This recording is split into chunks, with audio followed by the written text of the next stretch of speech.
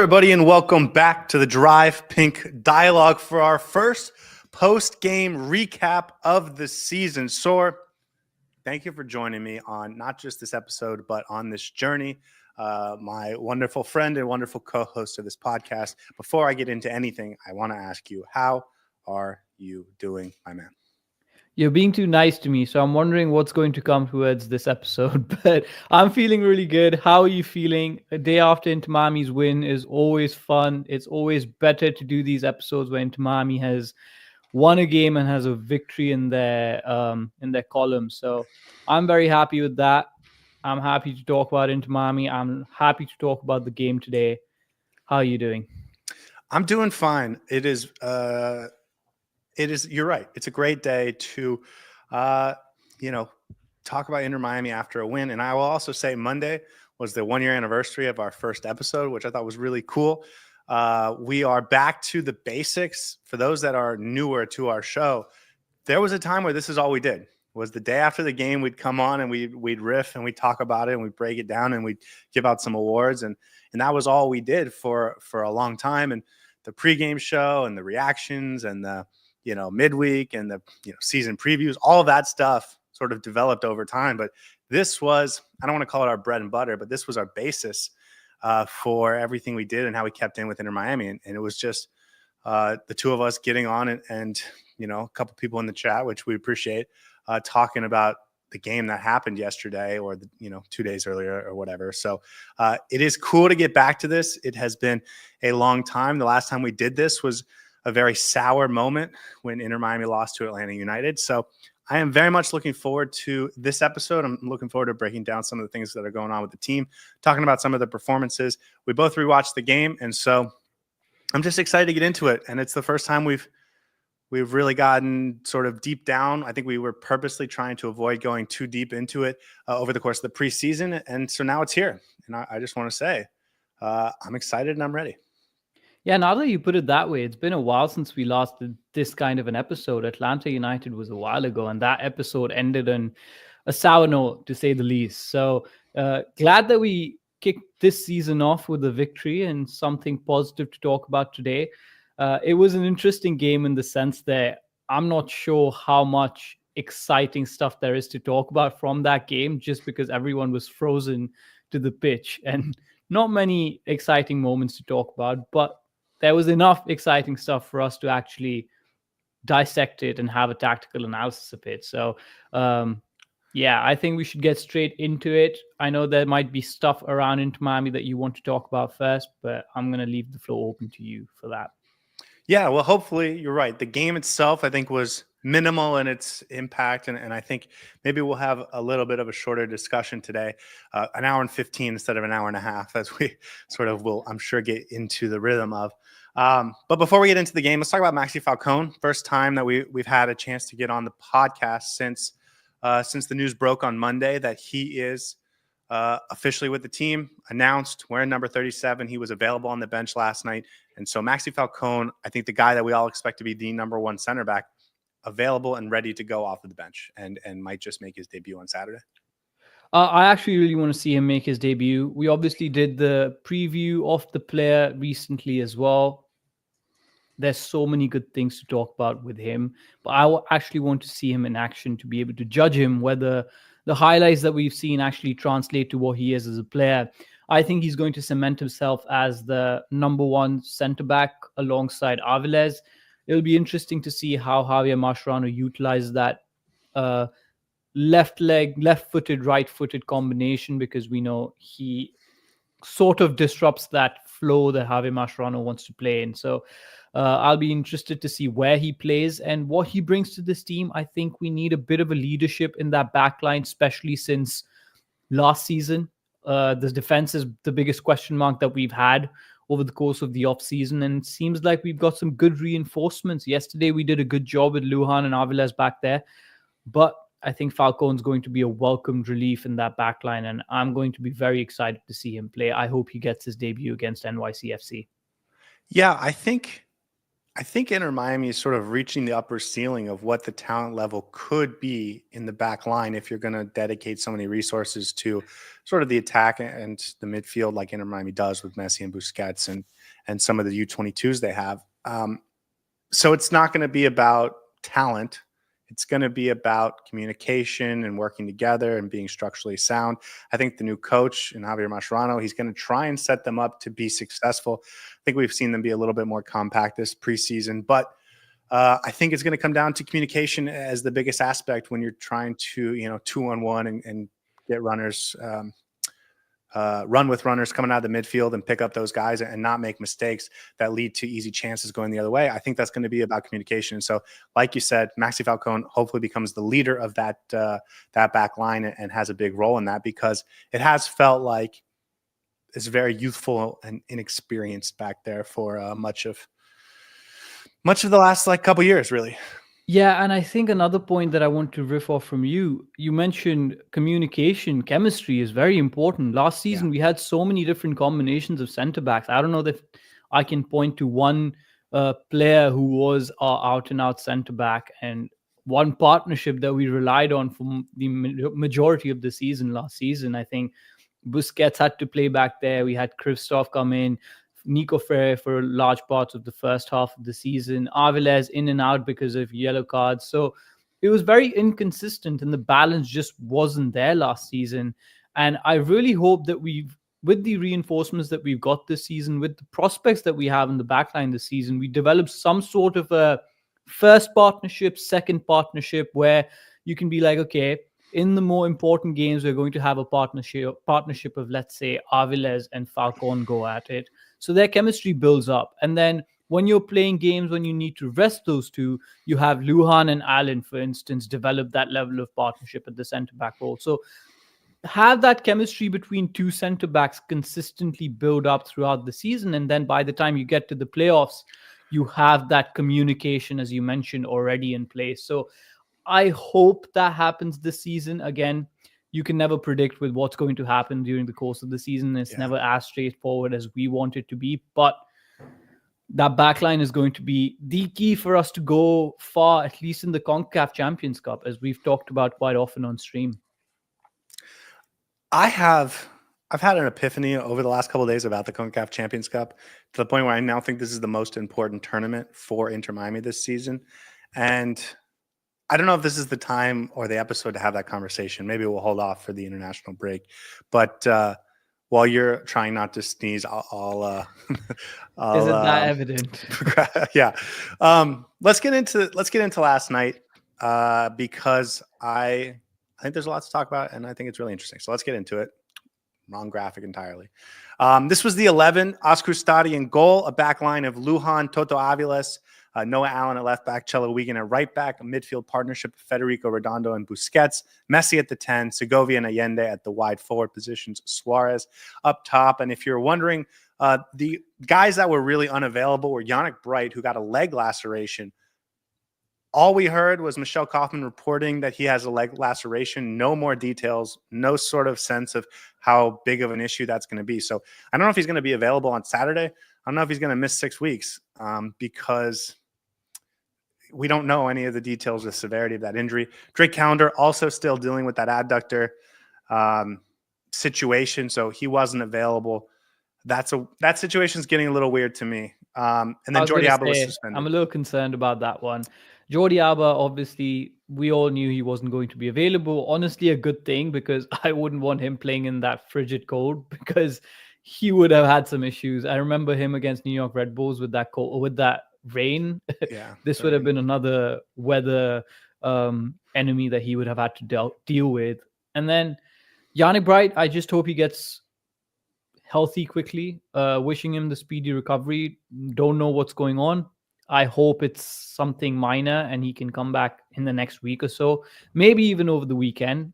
Let's hope, keep our fingers crossed. But the Drake Callender one is a bit weird for me. I thought it could have resolved itself by now, but it seems like he's taking his sweet time to get back into it. At least at this point, I would have expected him to be on the bench, if not starting games for us. So yeah, a little concerning. It is one of those things where you just it could be innocuous. It could just be it's lingering. He's been at 80%, and he's felt like he's been at 80%, but he can't really quite get over the hump to full health. Or it could be something else, and I don't know. So I don't want to speculate, because I think it's best to just take them at their word for right now that it's just an injury, because that is an entirely plausible scenario. For Inter Miami, for the midfield, for Yannick Bright, should we spend 17 minutes talking about how important he is for the midfield, or should we just acknowledge that everyone's listening to this has heard us talk glowingly about Yannick Bright and just get into this game recap? I think we're going to do plenty of that throughout this season. So let's just give it a little bit of rest today, acknowledge it for 30 seconds, and then move on. If he misses the game against New York City, then I'll give you my permission to actually talk about him for 17 minutes. I will say, yesterday we didn't miss him too much, which is a good thing. I think the midfield held its own. The shape was in place. We didn't get caught up in the midfield, which was good. So all positive signs for the midfield, but we're going to need him throughout the season. He is a very crucial part of this team. Hopefully he comes back soon. And I'm not too concerned about how he'll come back when he does. I think he's going to be great as always. Just needs to be given a chance and a run out. And I think he's going to establish himself as the number one midfielder next to Sergio Busquets eventually. We'll just see how long it takes.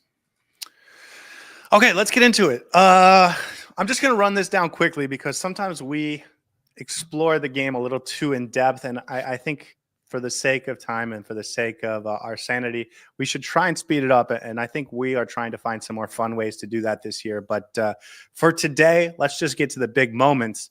Fast forward to the 56th minute.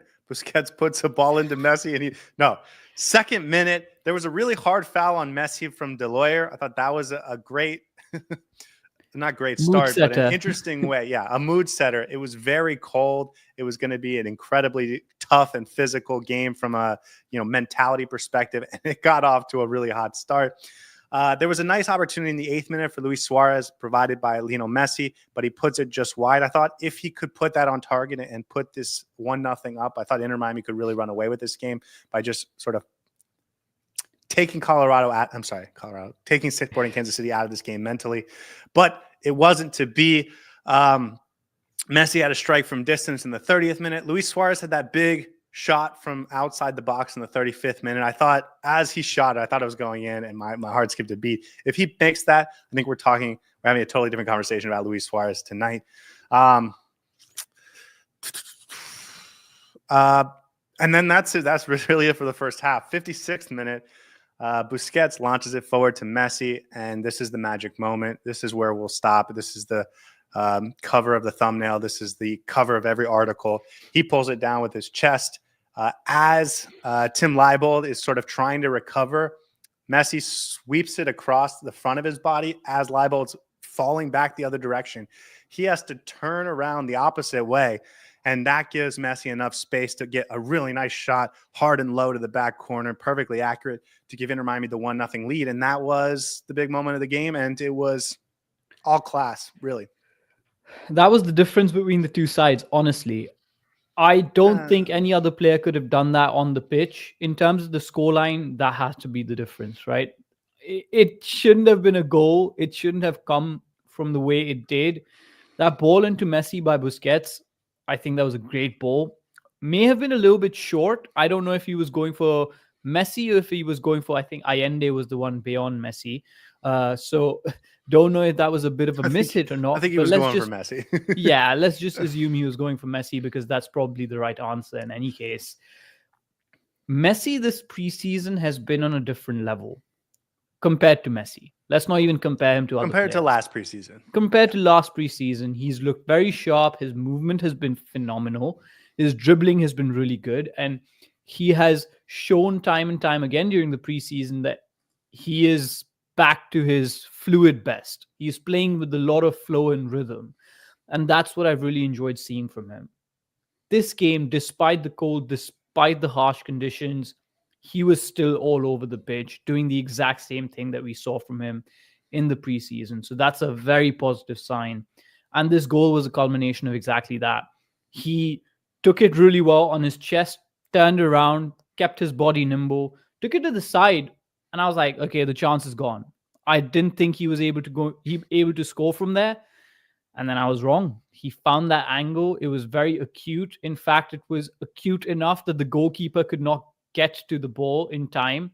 And it just rolled itself into the corner.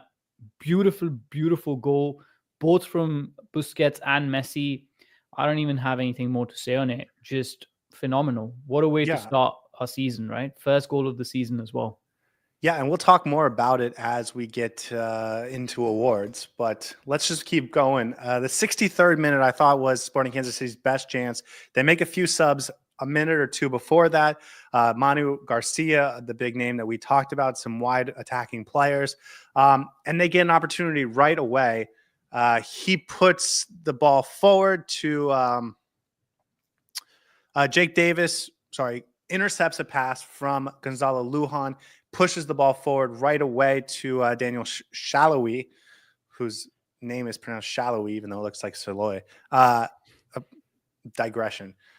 I'm like forgetting how to do this, man. Oh my goodness.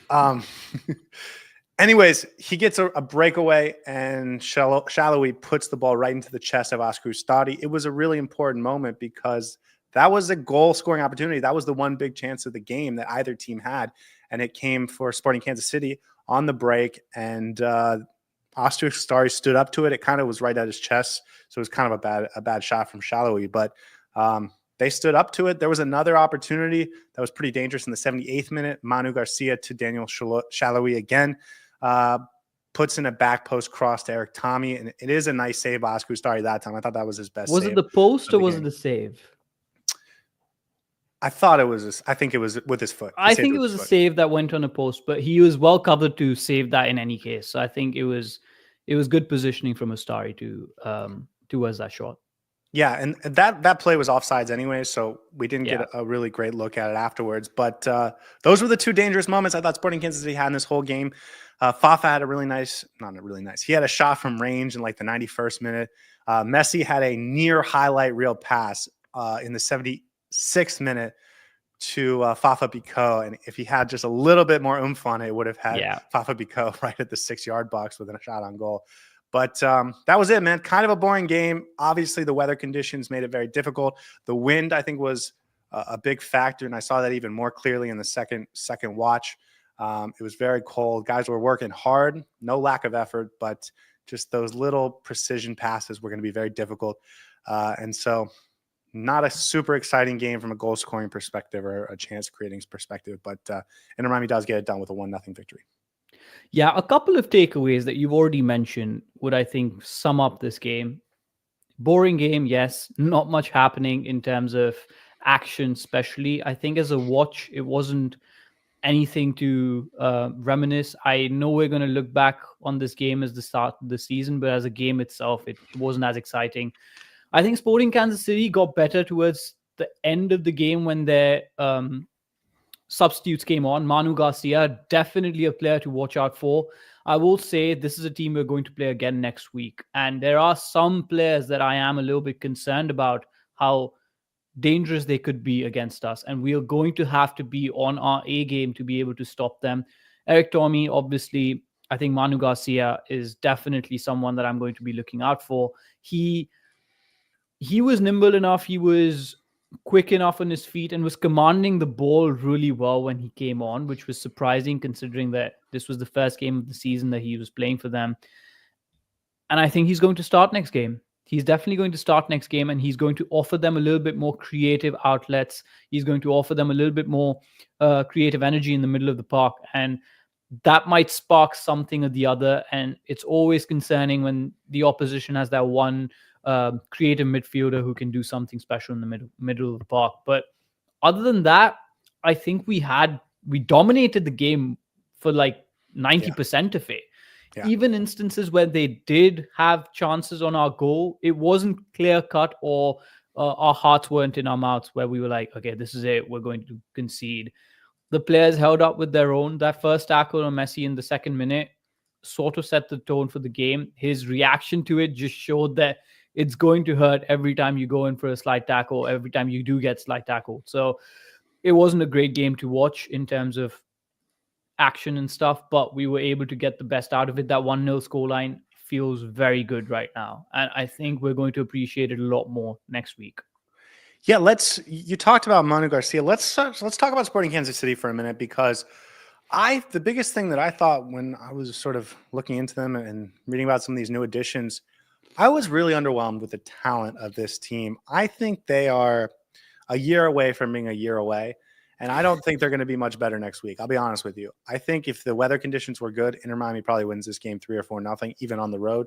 So, and I also don't think they set themselves up in a particularly effective way to counter what Inter Miami wanted to do. I think they wanted to get a 0-0 draw and take their chances in South Florida and see if they could pull off an upset. Because that midfield was really poor, I thought, for Sporting Kansas City. Eric Tommy on the left, I thought, did some interesting things. He was their most dangerous player, clearly, especially among the starters. But that midfield had very little creativity going forward and very little threat up the middle of the pitch. They had to progress the ball wide, I think, most of the time. That made it difficult for Joveljic to get really involved. So I wasn't particularly impressed with how Sporting Kansas City set themselves up. Now, I don't know what their depth looks like. I don't know how ready Manu Garcia was. So maybe that's just the best they had. And I wouldn't be surprised, because I don't think that's a particularly talented roster. But let's talk about Sporting Kansas City. It felt to me at least, they wanted a 0-0 draw out of this game. This game would have been completely different if Suárez had taken that first opportunity that he was given. Yeah. That was the representation of what we wanted to do and what they wanted to do, and we carved them up very quickly when that happened. I think towards the first 30 minutes of the game, Inter Miami had a lot of joy in the middle. You said it. Their midfield wasn't anything to boast about. Forget about creatively, because you could tell the difference as soon as Manu Garcia came on, that they did not have that number 10 who could create anything for them. But even in terms of defense and getting that 0-0 draw, I thought in the first 30 minutes, we could have carved them up a few times. Both Allende and Segovia were actually getting a lot of joy in the roles that they were given. After that 30-minute mark, it sort of felt like they started to clog up the midfield a little bit and close down those spaces. But also the balls that we were trying to make, like the over-the-top balls, the long balls that we were trying to get into Allende on that side and Noah Allen on the other side, it just felt like a little bit more laborious, and you could see that the cold was starting to get into the players' bodies. So it got a little bit less fluid towards the end of the first half and clinical towards the end of the first half. And that affected how we wanted to play, and sort of played in Sporting Kansas City's hands, because then they were able to close down some of the passing lanes. And you and I talked about how this could be an issue for Inter Miami. The more I think about it, and when I rewatched the game, I don't think it's going to be the same issue that we saw last season of congestion in the middle. Because I think we had the tools to be able to break down that congestion. It just wasn't working out because our long balls were not an option, or we weren't pulling those off as effectively throughout the rest of the game. In that first 30 minutes, it worked really well. And that's all Sporting Kansas City had to offer. They tried to catch us on the break a few times. I thought Lujan and Aviles did a really good job of tracking back and making sure we weren't caught on the break too often. Noah Allen was quite good offensively and defensively. They got the most joy on the right-hand side, on Cello's side, who I think for most parts got rinsed by Eric Tommy. And next week, he's going to have to get his own back, because I think he got a little bit beaten for pace and just quality on that side of the pitch. And that's all they had to offer, honestly. That's about it. Joveljic, nowhere to be seen throughout the game. I don't think he had much of a opportunity to showcase what he did at LA Galaxy. And first game, I guess, but wasn't threatening by any means. Yeah, and like, listen, it was very cold. So even you're talking about Cello, but the same thing goes with their midfield. That does affect the players, and some are going to handle it better than others. I thought even at Inter Miami, we saw different players handle it to different levels of success. The way to beat this Inter Miami team, or maybe not the way to beat them, but the thing I want to see is how can Inter Miami handle an aggressive through the middle attack that has a quality number 10 or quality number 8 that can really push the pace going forward and make those runs out of the midfield and do different things from the central part of the pitch with pace in transition. And they didn't do that at all. The midfield really, I thought, the midfield trio for Sporting Kansas City, I thought did very little in our half of the pitch when they had possession. I thought they were really poor, honestly. So I'm keeping that in mind when I grade the center backs, when I grade Redondo and Busquets and how they did in the midfield. I just didn't think they provided much punch at all. And it is weird to have a two-man midfield where one of them is Busquets, one of them is Redondo, but really Busquets, and you just winning the midfield, and the other team is really struggling to pull the ball through you and get the ball deep into your own territory because but I think that's what happened because it's just of a lack of quality. And part of that, I'm sure, is because of the cold, but it just felt like that middle of the pitch for Sporting Kansas City was a real problem. You mentioned Manu Garcia, probably going to start next week. I would if I was them. And then I think Jake Davis, who played at right back last night, I think they were wasting his midfield. Yeah, I think they were wasting him. So I expect him I to go didn't to the see midfield him next at week. all during the game, honestly. I was watching to see what they bring, and there wasn't much at all from him.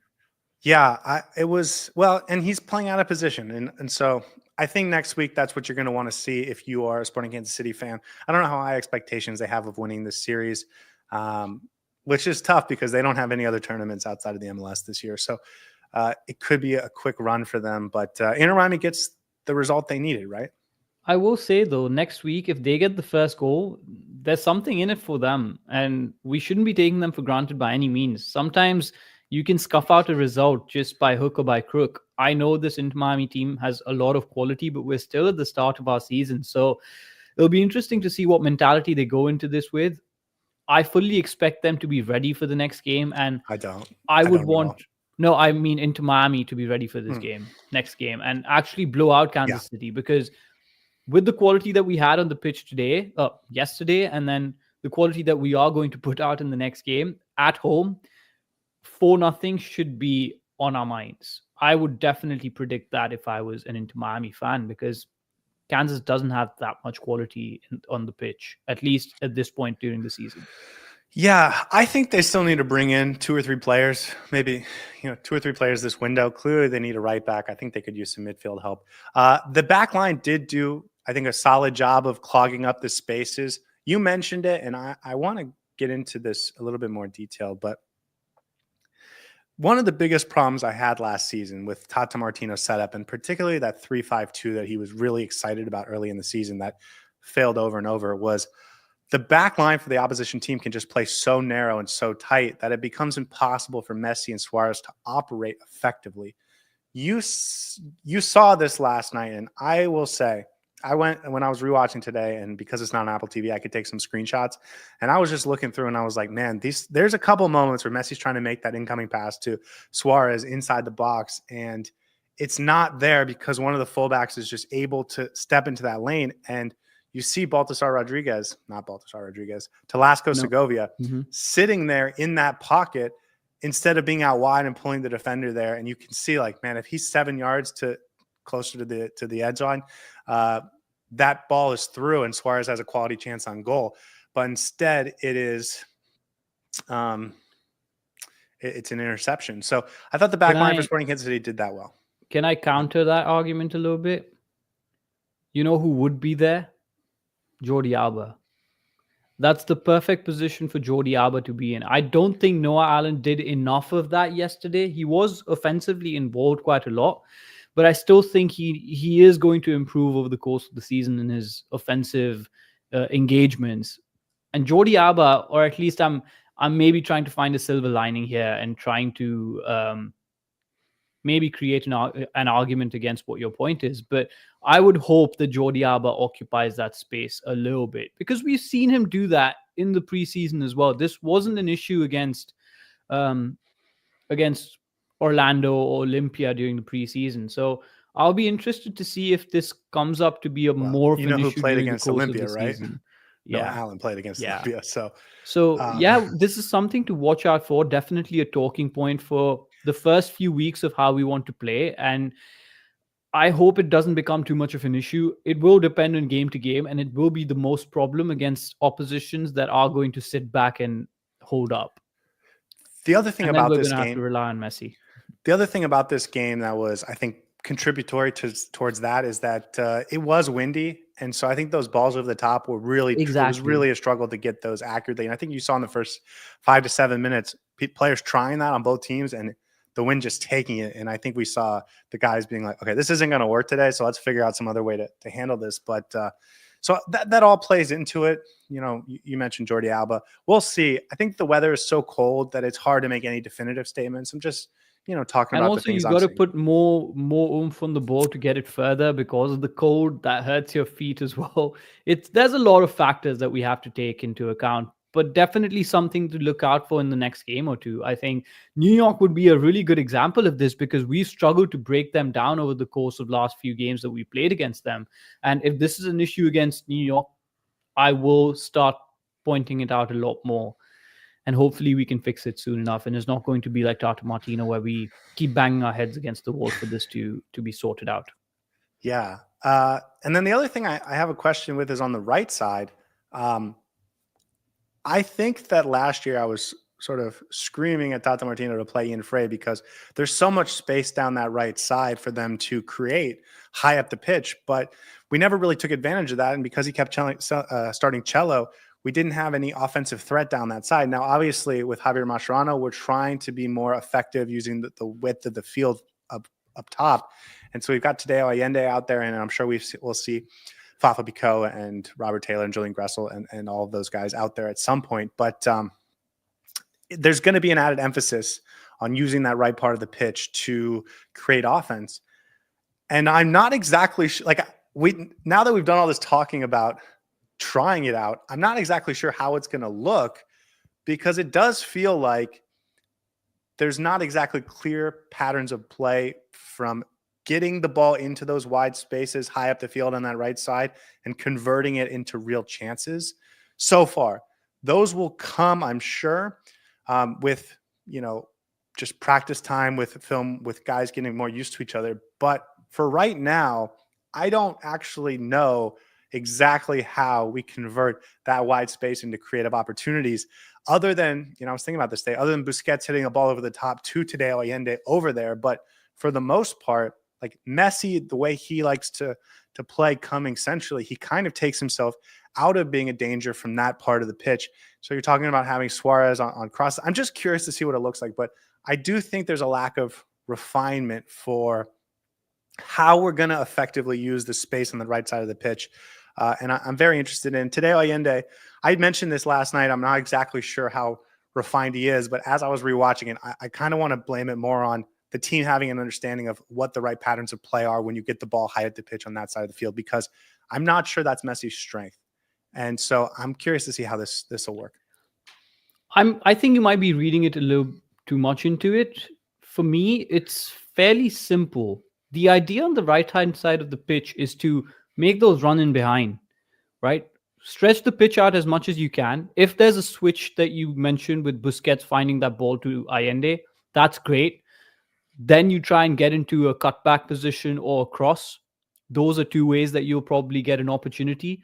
Or you have somebody lying so wide out that they're able to make that diagonal run in behind the defender on the back of the defender's shoulders and then get in behind. And if you can get that ball into Allende and he's able to make that run in behind his defender, you have him one-on-one with the goalkeeper. That itself is an automatic opportunity. I don't know at any point if you'll see defined set patterns of play when it comes to the right-hand side specifically, because I think once you have the players in the final third, you let them have the freedom to make the choice of what they want to do, whether they want to take on their player or their opposition or whether they want to cut it back. So we'll see. I think decision-making is going to be an important part of that. And as you mentioned, Allende is going to be an important part of that. Is he refined enough to have the intelligence to be like, okay, now is when I need to take on my man, and now is when I need to actually cut back the ball to Messi or somebody else who's making that late run into the box.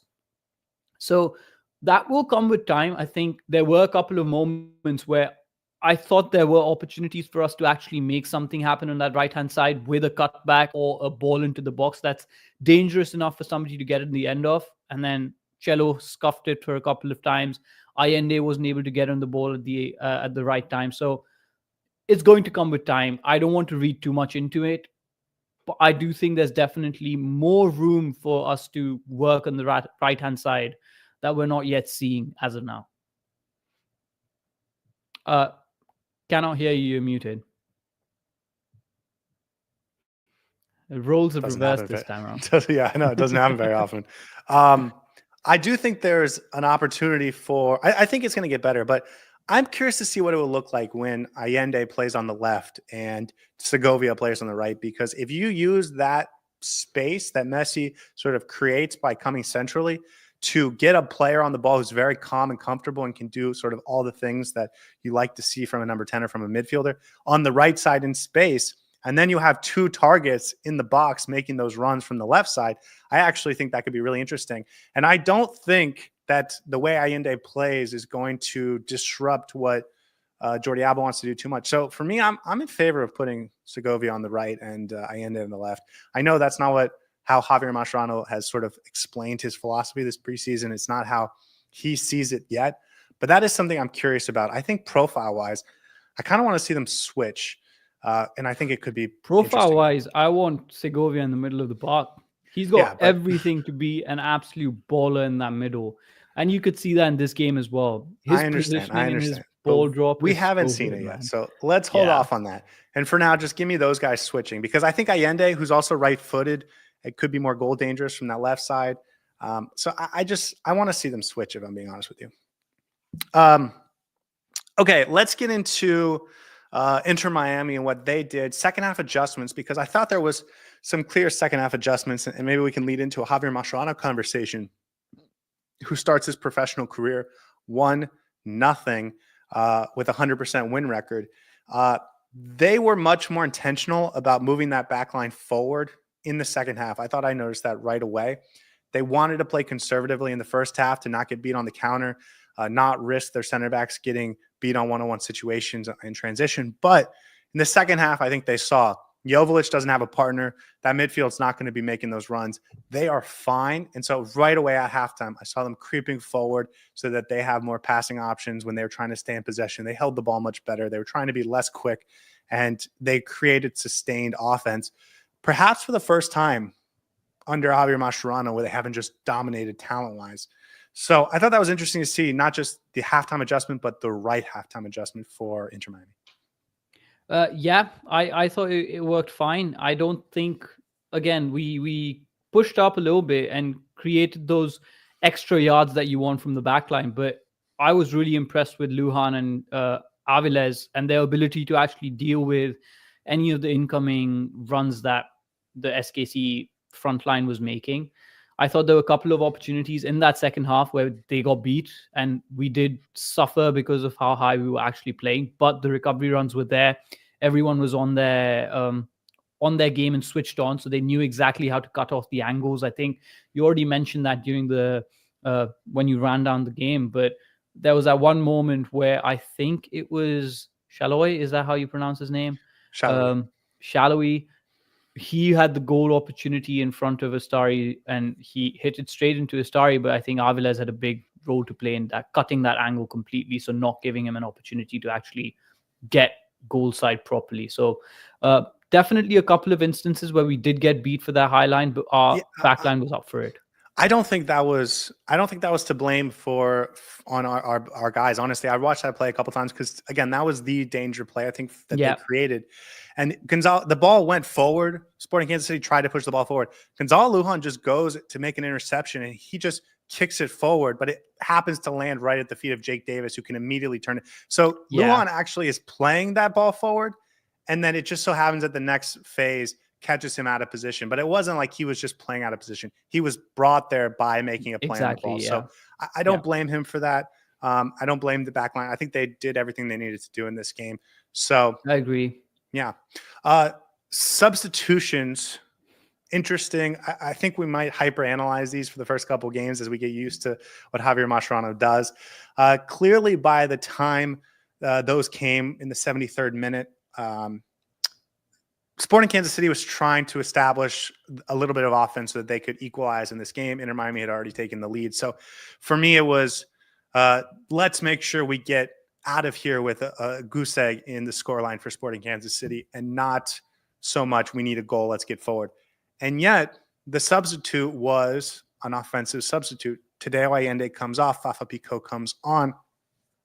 I thought it was an interesting move. What'd you think? I liked it. I really liked it. We talk about Fafa Pico in the pre-game show, and we mentioned that his grit and resilience and ability to run is going to be very important in this game, especially because uh, most of the players who've been out there for 70, 80 minutes are going to be frozen. And when you bring on a player who can do the running for the next 10 minutes and absolutely run at the opposition, it's a huge asset. You saw it immediately. There were a couple of instances. You mentioned that ball from Messi that just felt that bit short, but if he'd be able to find Fafa Pico, he had the run on his defender very easily. Even at the age of 36, I believe, he's still so good with his running and his athleticism. And that in itself is a really good asset. I thought Allende's game was done by then because he wasn't offering much anymore. He was a little bit tired, obviously frozen. So bring him off, bring on Fafa Pico, give a little bit of a different look. And also, what that does is if you're under the cosh and you being put under pressure by the opposition and you just need to boot the ball out, you have someone like Fafa Pico who run towards the ball and just carry the ball out, right? So you have that outlet that you can potentially use. Didn't need it this game, but I thought that was a really good substitution. Yeah. I also like that he didn't do anything with the back line, who was handling it well. Both Redondo and Busquets, so really the back six, were handling it well. And so I didn't want to disrupt that. I like that he didn't. He does add a midfielder to the mix in the 79th minute, puts Kramaski on, who had a more central role for Telasco Segovia. I thought that worked well. It clogged up the middle a little bit more, made it more difficult for Sporting Kansas City, and it worked. And then Robert Taylor comes on at the end for Luis Suárez. I think I would have preferred Leo Alfonso, but it's fine. So he came on in the 89th minute, I think. So by that time, the game was almost dead and buried. But overall, I thought the cadence of substitutions was well thought out, and it seemed like there was some idea behind why certain players were being brought on. Again, we're probably hyper-analyzing this a little bit more than we should, but I didn't mind the substitution. As we do. Yeah, as we always do. Yeah, and the thing is, we had a little bit of a change of momentum when SKC brings on their substitutes. They brought in Manu Garcia. They created that opportunity in the 62nd minute. And so that's when they started to try and establish themselves in the game. And it was, I think, in response to that where Javier Mascherano makes the substitution. So one of the things that we were hypercritical of Tata Martino for was just not being able to read and react to the changing nature of a game and when momentum was changing and going against us, trying to make a change. I think that's what happened in this game. So we'll have to see over time how confident we are in that assertion. But this was the first time we got to see Mascherano make judgments and substitutions that weren't just pre-planned. So a lot of it went fine. And overall, I think Mascherano prepared the team well. The tactics were on point. I think in these conditions, the coach has a big job to do to try and motivate the team and make sure everyone's head is in the game. It felt like everyone knew what they wanted to do. You mentioned the halftime changes as well, where we tactically sort of pushed up a little bit. That helped us, got us the goal, and he reacted well to us being ahead and then slightly being put under pressure by SKC. Overall, I think a very solid performance. I would give it a 9 out of 10, honestly. I don't think he put a foot wrong yesterday. Yeah, I think it was good. Okay. I don't know if the coach can put a foot wrong, but he can certainly make the wrong decisions. Absolutely. Ask Tata Martino and he'll tell you. Yeah, you ready to? Well, he wouldn't tell you, but we're happy to tell you. You ready to get into awards? That's the fun part of the show, man. That's what I've been waiting for the last 45 minutes. Last 4 months, really. Yeah. Okay, so before the show started, we were practicing trying to play rock, paper, scissors, shoot to see if we could do it live over camera, and it did not work very well. For whatever reason, we couldn't get the timing right. Scotty doesn't know how to play rock, paper, scissors. It has more to do with the internet connection. But for whatever reason, we couldn't get it to work. So then we got a coin. But as we've gone through this episode, I've had a much better idea, and this should be our tradition for moving forward. Whoever wins off-season bingo should be able to choose who goes first on the first episode of the season. As you guys may remember, we'll switch off every episode to see who goes first. But for the first episode of the season, Saur, because you won on penalties, I'll put it that way. Admit it. You get to choose who goes first for the first episode of the season. I am the bingo king for the driving dialogue as of now. I will go first in this one. I will Okay. put myself first and give myself the easy job to do. Makes my life a lot easier, and I have the good awards, so allows me to get my players in early. What's the Hold on. first award, Scotty? Yeah. Man of the Hold on. match, obviously.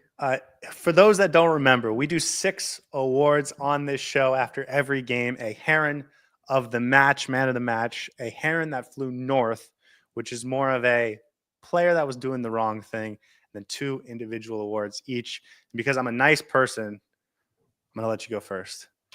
Maybe because you won bingo. Saur, who is Inter Miami's man of the match for this game? Is there even a question? Should I even No. say it out loud? We can just talk about him because he is the GOAT. And looks like GOATs do really well in winter conditions because he absolutely balled out there. I would say while everyone else on the pitch got nerfed by 10, 20%, he just continued to bring the fire. Lionel Messi, my man of the match. Dare I say more about him? He was absolutely brilliant yesterday. I think he's getting on the ball a lot more. He's really enjoying playing in this formation. He likes playing centrally. He's been our most prolific player in the preseason as well. Got those assists, has goals, and now he started off the season by being our first goal scorer of this season, of the 2025 season. And that's the best way you can kick off 2025. Your best player scoring your first goal. And what a goal it was as well. I don't think anybody on that pitch could have taken that goal better. Messi brought us out of the cold conditions with the victory, man. So he deserves man of the match. Was there any player on the field on either team that was going to score last night other than Messi? I don't think so. Maybe I don't either. Suárez. Suárez had opportunities, honestly, and Yeah, but in he normal wasn't. He conditions, wasn't. could He have wasn't. scored. He didn't look good.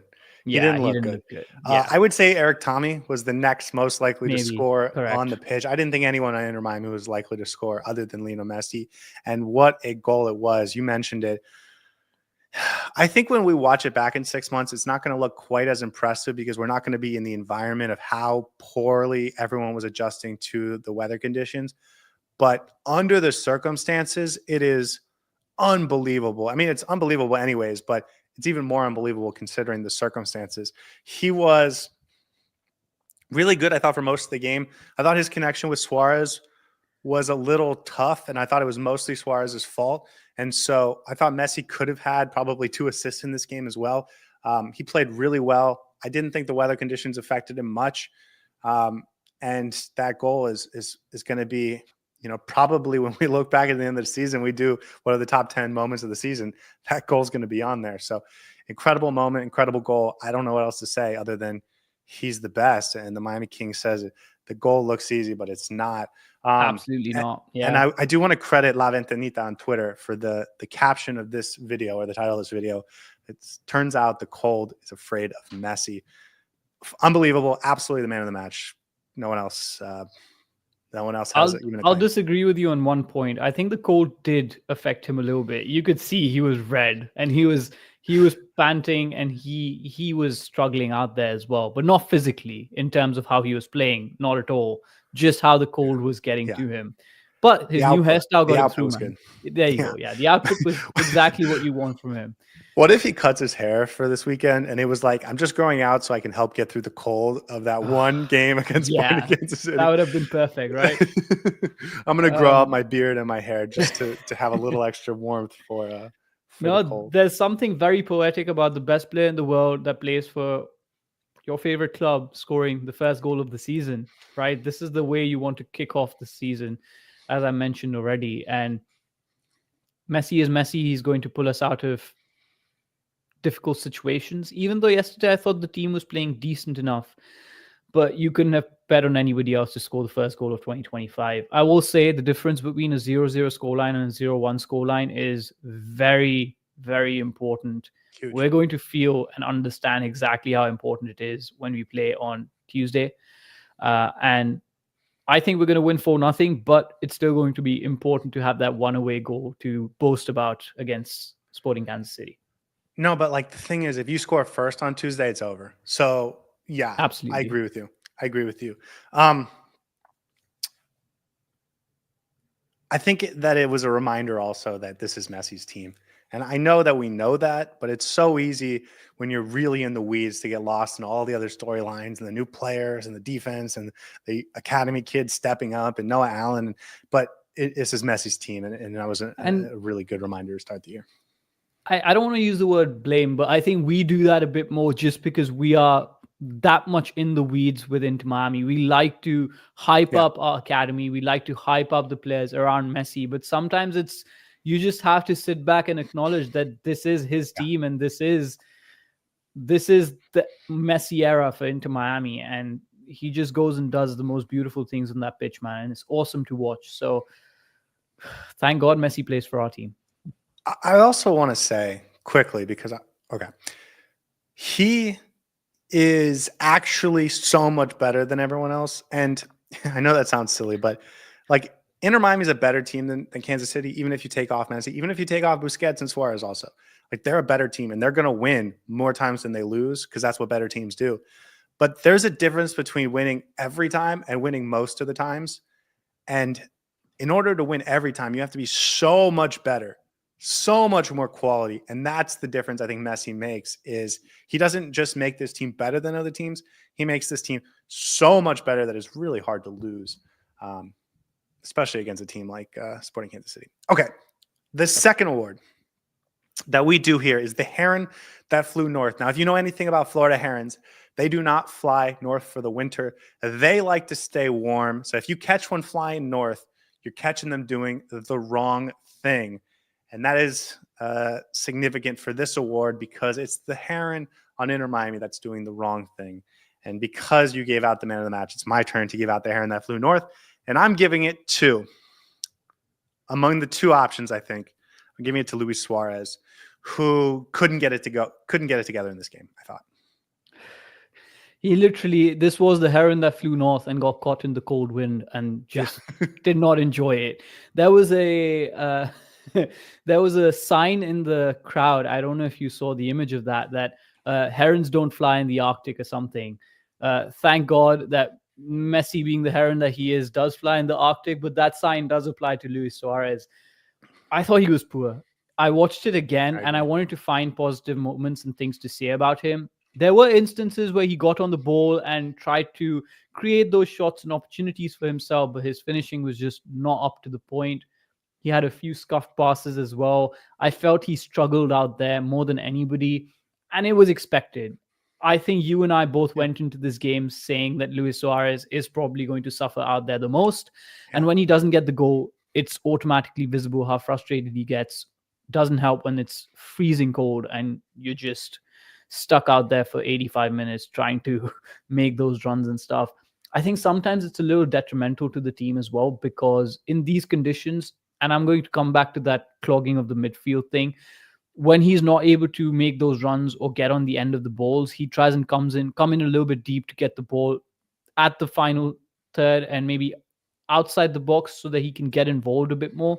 And in doing that, he adds that extra body in the middle. If he stayed in the box, you would be able to find those passes to him. So I feel like the more frustrated Luis Suárez gets, the more his game goes down, and he didn't have a great game. He was okay. And compared to the rest of the team, I think this is a justified Heron that flew north award.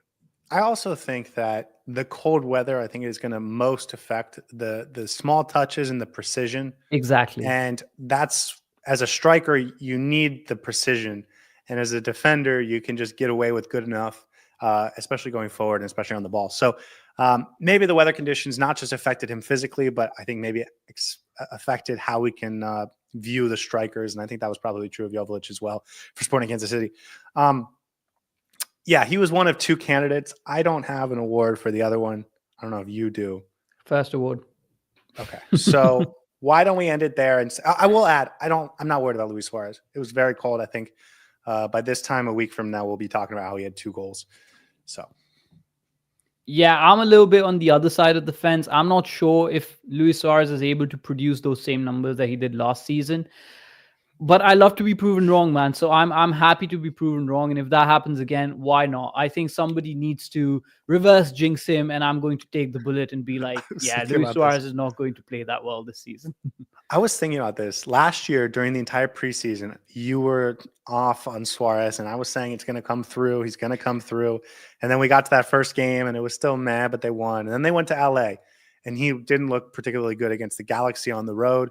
And that's when I was finally like, okay, maybe next Saturday we give Campana a start, and we bring Suarez off for 20 minutes and let him find his form from the bench. And that game, he scores 2 goals. So maybe I'm the one who needs to say it's time to play the backup. But I'm not there yet. I think he's going to be fine, if I'm being honest with you. Okay. If he scores a hat trick against New York City FC, I will forgive everything and forget everything.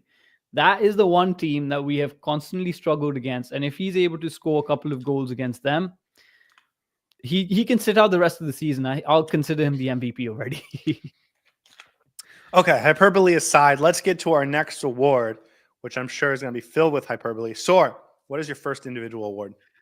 I've got a good one, and then I've got a medium well one. I want to go for the medium well one, and then keep the good one towards the end. So I'm going to go for. I might steal it though. So be careful. I don't think you will. And if you do, then good for you, man. I'm going to go for the Wolf of Fort Lauderdale Award. The Wolf of Fort Lauderdale. It's a play on words for the Wolf of Wall Street. No, think Game of Thrones, also known as the Winter is Coming Award. Okay, the Wolf of Fort Lauderdale. This has to do with the northern people. Exactly. And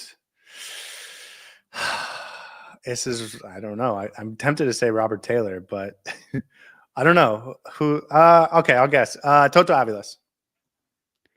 You're thinking in the right way, but I'm going to give the Wolf of Fort Lauderdale Award to Noah Allen. One player who did not give one hoot about how cold it was out there was Noah Allen. Can we talk about him for 20 minutes and just say that he's amazing? I saw him in a post-game interview, and he looked so cold. He was really struggling to get through his sentences. Well, I clearly didn't watch the post-game interview, but in the game, he was during the game. He was unaffected. He was so solid on that side of the pitch, as bad as it was on the right-hand side for Cello with Eric Tomey. I thought Noah Allen had the better of his man on that side of the pitch. He was absolutely, completely locking down that left-hand side. I thought he worked really well with Lujan. There were a couple of instances when Noah Allen was up the pitch and Lujan was covering for Allen. That chemistry, I was really impressed to see. I think this is the first time that Lujan's played in that left centre-back role, and they were really building that together. I wish I'd seen a little bit more from Allen in terms of getting involved in that final third.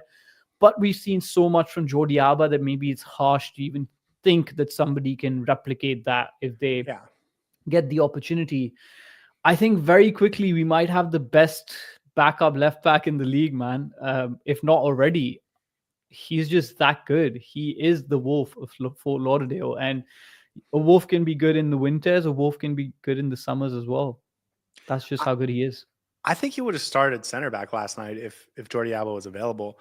I think he's going to play a lot this year, and I agree with you. I thought he played well last night. You wanted more going forward. No one was giving anything going forward except for that's true for Messi. So I can forgive that easily. I think he's going to be great as a left back. I think we'll be surprised at how effective he is this season. I agree with you. I think there's a real chance he's like a top 15 left back in the MLS, potentially even higher by this time at the All-Star break. So, yeah, good award. I have a couple that I'm interested in giving, and you didn't make it any easier. Actually, you did. I had a Noah Allen award. Okay, perfect. I'm giving the Stradivarius award. Sorry, what? I'm giving the Stradivarius award. Is that an English word?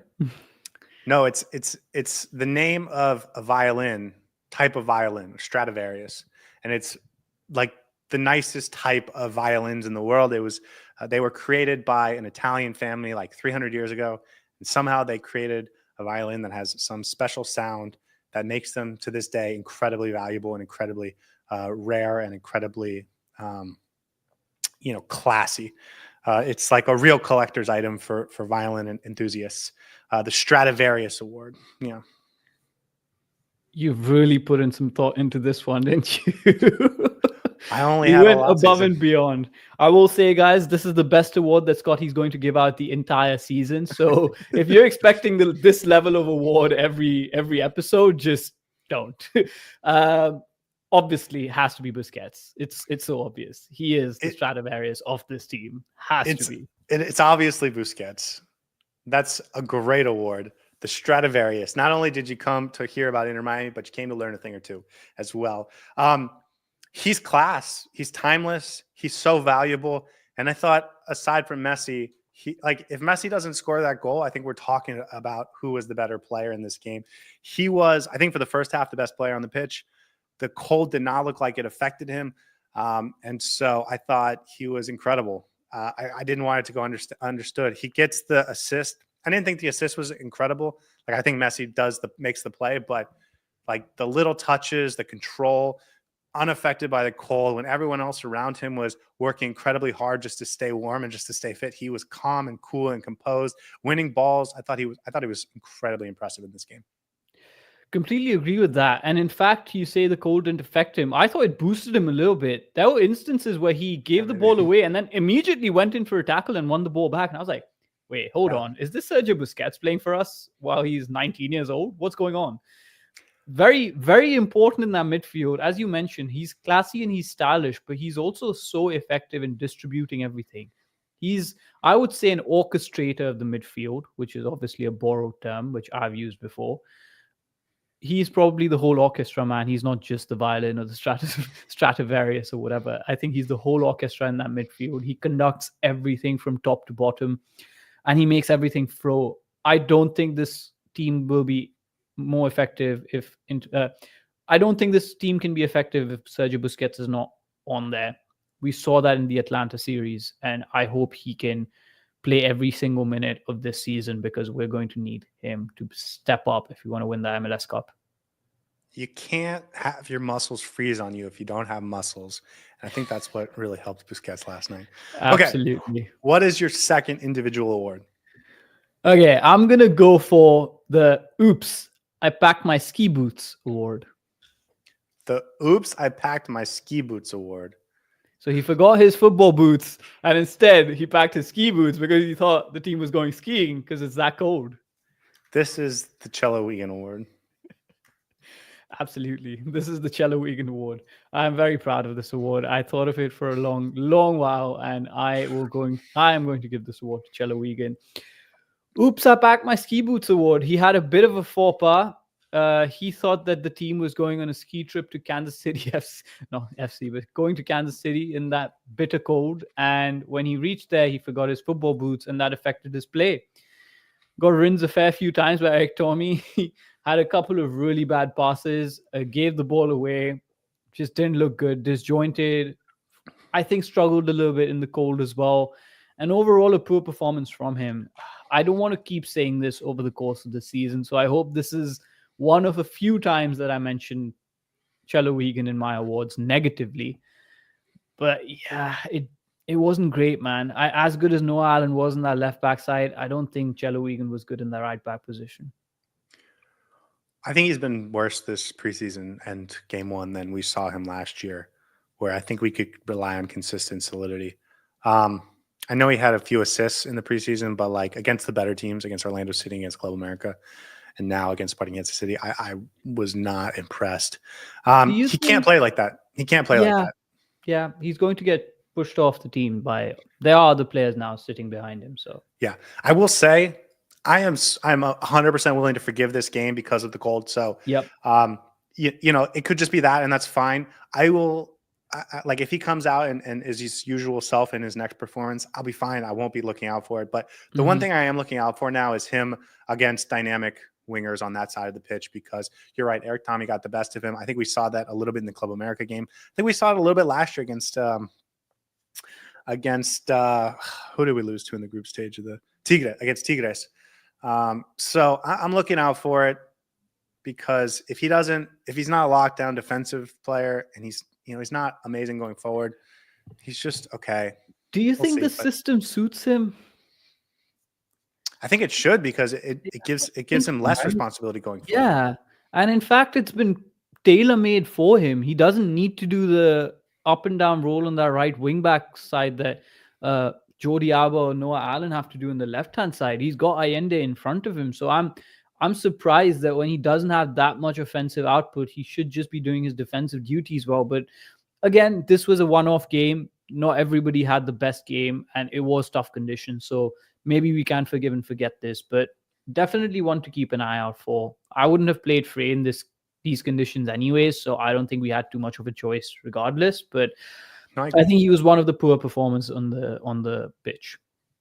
No, he can't play like this on a consistent basis, or he'll get dropped for Frey or for Lujan, or they'll bring someone in the summer. Like, he can't play like this. And that is the promising thing now, because we know that Tata Martino would probably not have dropped him, but I do think Javier Mascherano will. So I will say I'm still a little surprised they kept him this offseason, because I think they probably could have gotten an upgrade with the same financial situation, but we'll see.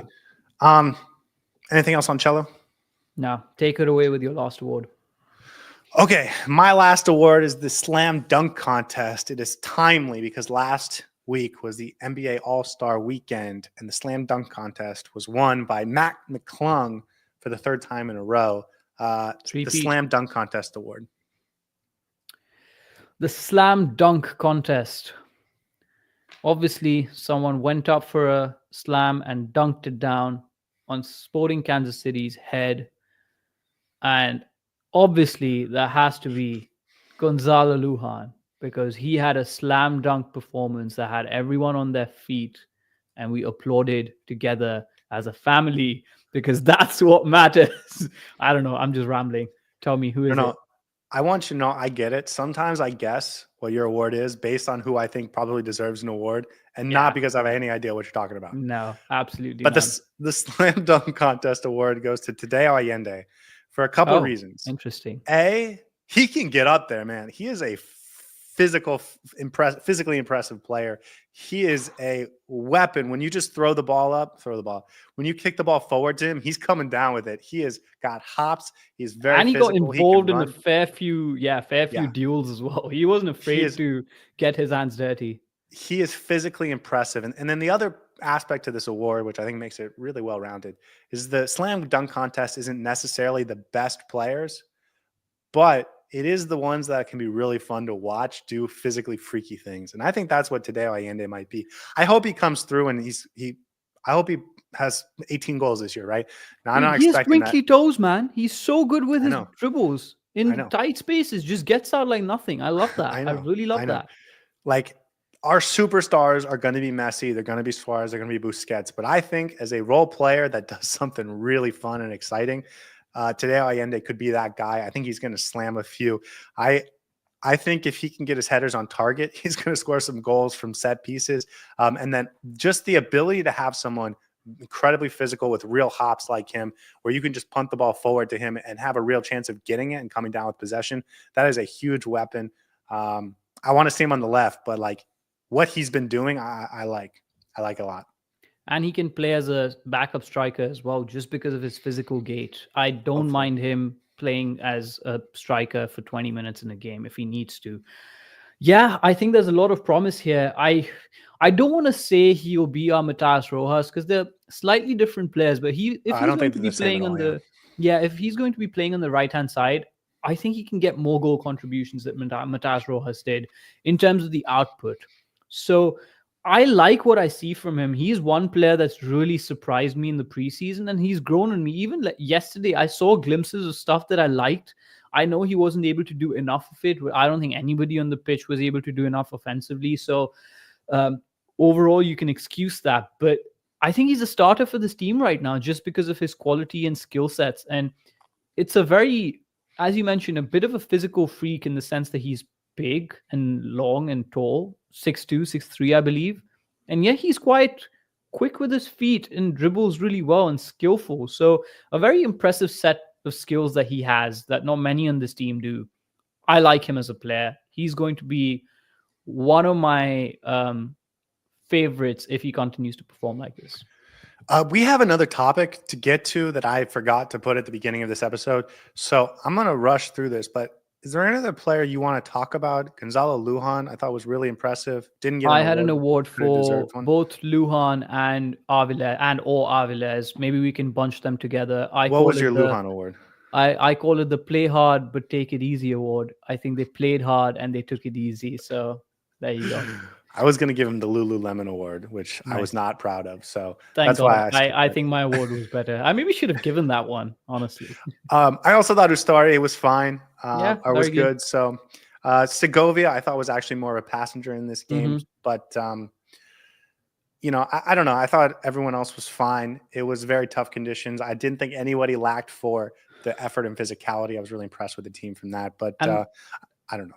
I want to tie a ribbon on all of this or Okay. bow on all of this. We forget this is the first game of the season. Yeah.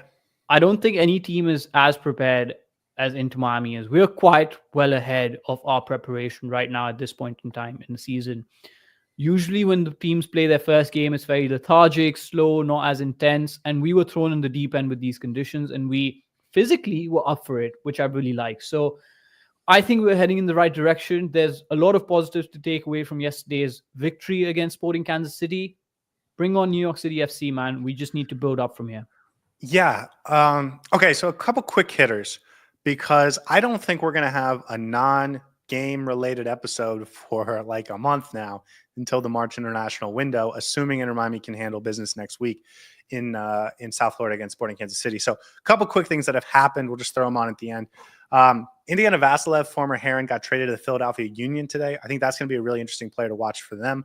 But I know a lot of Inter Miami fans have fond memories of Indiana Vasilev. And then also Noah Allen got attached to some report that but the Greek national program was going to start recruiting him. I guess he has Greek roots. So, the U.S. men's national team better keep an eye on that one.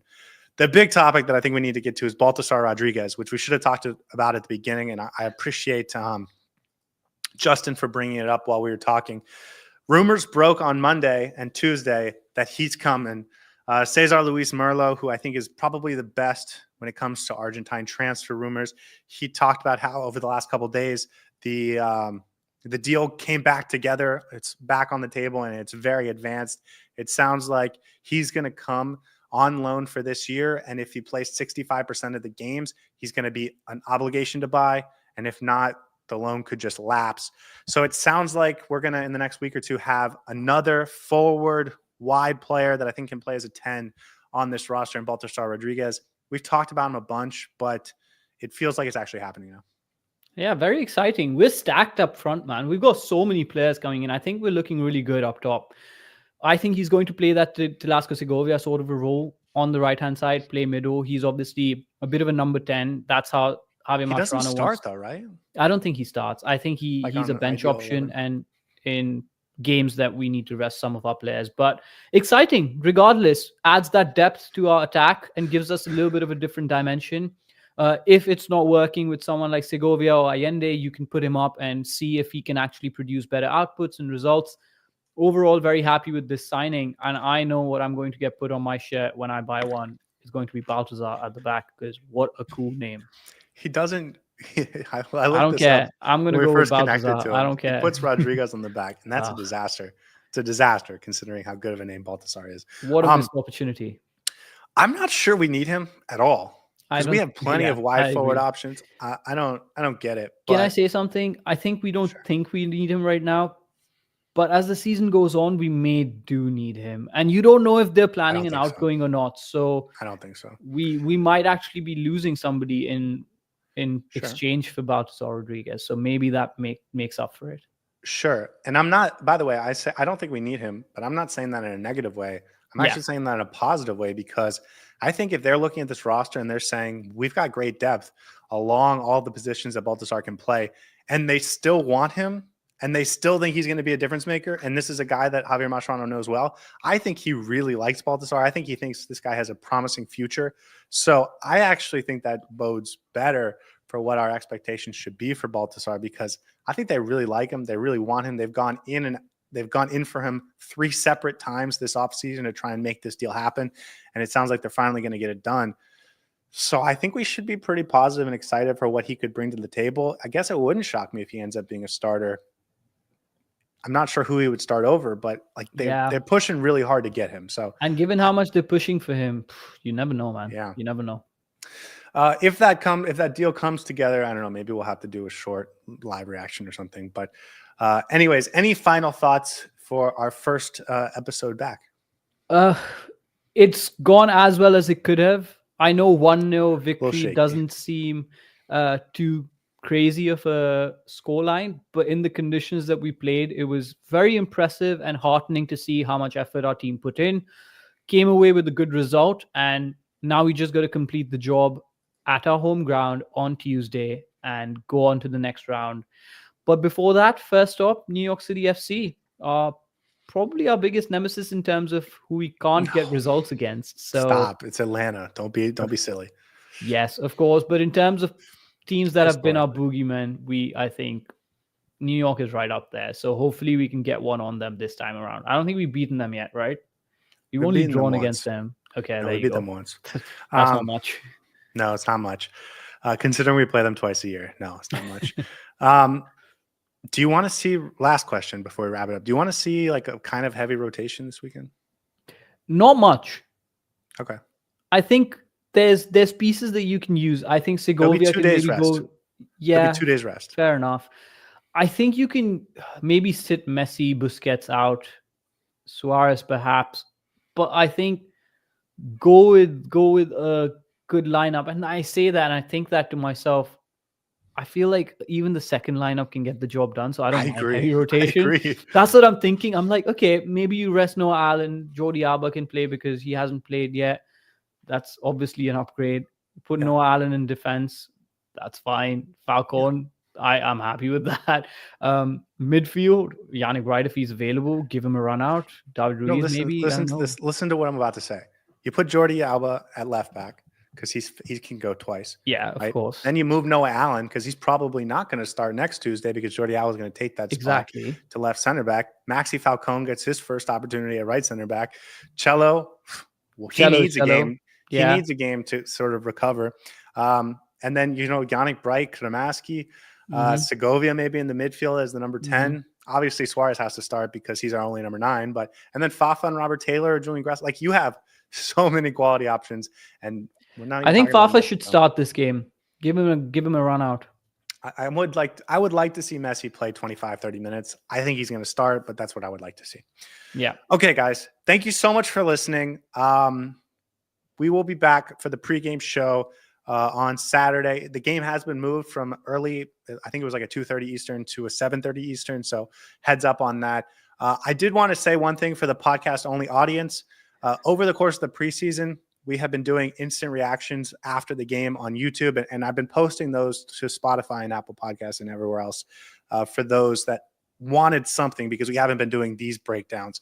I didn't do that last night. If that's something you really want in your podcast feed, let us know on Twitter. Let us know in a review on Spotify or Apple or whatever, or DM us on YouTube or whatever. Those are still available on YouTube, but I'm not sure if you guys want those on your feed or not. So let us know. But other than that, guys, I hope you have a wonderful night. As always, we'll see you next time. Hope you have a lovely evening. Hey everybody, thanks for tuning in. Do us a favor and hit that like and subscribe button. Since our first viewer, sharing this with you all has been the very best part. So from the beginning until the end, thank you for being a part of this and have a wonderful day.